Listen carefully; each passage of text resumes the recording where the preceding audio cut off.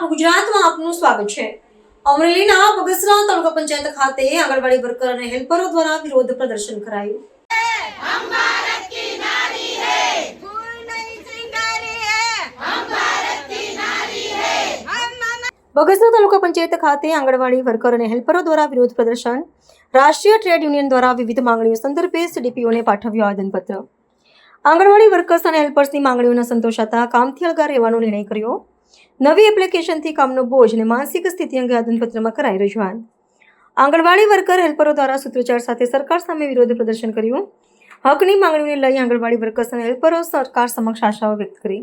બાદલિયા ભાવનાબેન છે, હું અમરેલી જિલ્લાના યુનિયન પ્રમુખ છું। આજે અમારો ખાસ મુદ્દો છે કે જે સરકારે ઓગસ્ટની 2 તારીખે હાઈકોર્ટનો ચુકાદો આવેલ છે કે વર્કરને 24,800 અને હેલ્પરને 20,300નું લઘુત્તમ વેતન ચૂકવવું।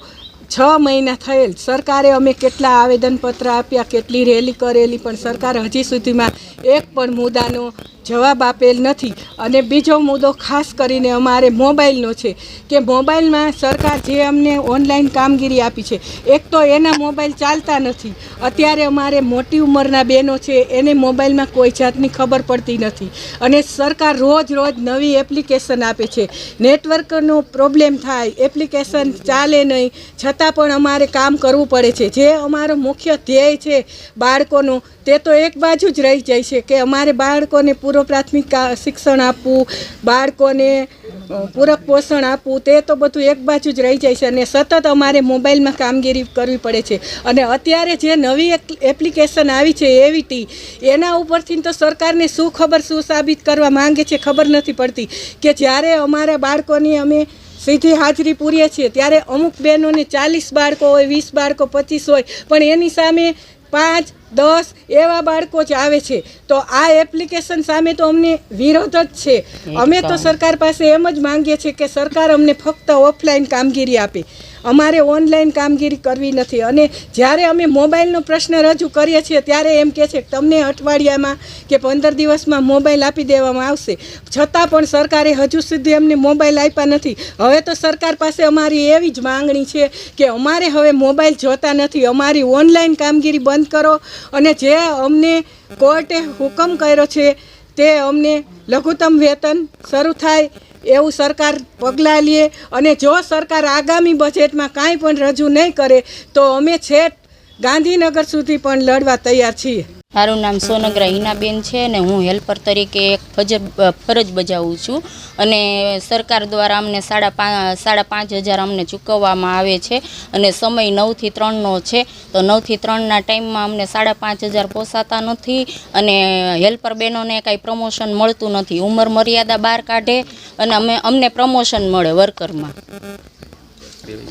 હજી સરકાર નહીં અમારો કાંઈ પ્રશ્નનો ઉકેલ લઈ આવશે તો અમે ઉગ્ર આંદોલન કરશું, છે ગાંધીનગર જાશું ને ન્યાય નહીં નિવાડો આવશે તો અમે દિલ્હી સુધી જાશું। મારું નામ મણવર ચંદ્રિકાબેન છે, હું આંગણવાડી વર્કર તરીકેની ફરજ બજાવું છું।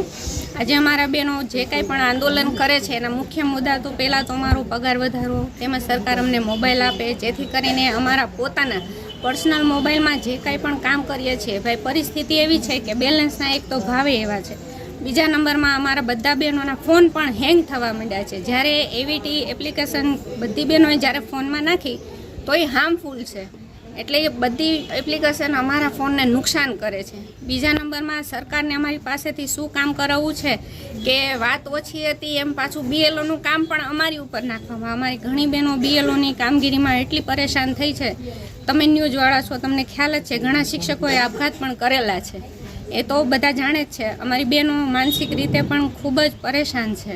અમે નોકરી કરીએ છીએ, બાળકોનું ભવિષ્ય પણ બગડે છે। જ્યારે પણ અમે બાળ મંદિરમાં ફોનની કામગીરી કરીએ છીએ ત્યારે વાલીઓ ખુદ અમને એમ કહે છે કે બેન તો ફોનમાં પડી રહે છે, પણ અમે અમારું પર્સનલ કામ નથી કરતા ભાઈ, અમે અમારા સરકારી આ જે કંઈ પણ એપ્લિકેશનો છે એનું જ કામ કરીએ છીએ। વાલીઓ પણ ફરિયાદ કરે છે કે બાળકોને તમે પૂર્વ પ્રાથમિક શિક્ષણ આપતા નથી। તે સિવાય અમારા નાસ્તાના બિલોના ભાવ પણ તમે જાણો તો જાણે સરકાર અમારી મજાક કરતા। એક બાળક દીઠ ₹1.10, તમે વિચાર તો કરો કે ₹1.10 એટલે શું આવે, શું ખરીદી અમે એક બાળક માટે। ફળના ભાવ ₹3, એક બાળકને 3 રૂપિયા લેખે અમે કયું ફળ આપીએ? દિવસે ને દિવસે મોંઘવારી વધતી જાય છે અને એમાં અમારું કાંઈ પૂરું પડતું નથી. સરકારને જ્યારે અમે પગાર વધારાની વાત કરીએ તો એમની ઉપર આર્થિક બોજો આવે છે. જ્યારે એમણે 8મો પગાર પંચ વધારી અને બીજા સરકારી કર્મચારીઓનો ડબલ ભાગ કરે છે તો આર્થિક બોજ નથી આવતો. અમારો પગાર વધારો કરવામાં આવે તો એમને આર્થિક બોજ ધરે છે. બસ અમારી આ જ બધી માંગણીઓ છે અને તમારા દ્વારા સરકાર સુધી અમારો અવાજ પહોંચે એવી અપેક્ષા આ છે. માંગણીઓ સ્વીકારવા નહીં તો આગામી દિવસોમાં શું કાર્યક્રમ થશે? આગામી દિવસોમાં આનાથી પણ વધારે આંદોલન કરવાની અમારી તૈયારી છે.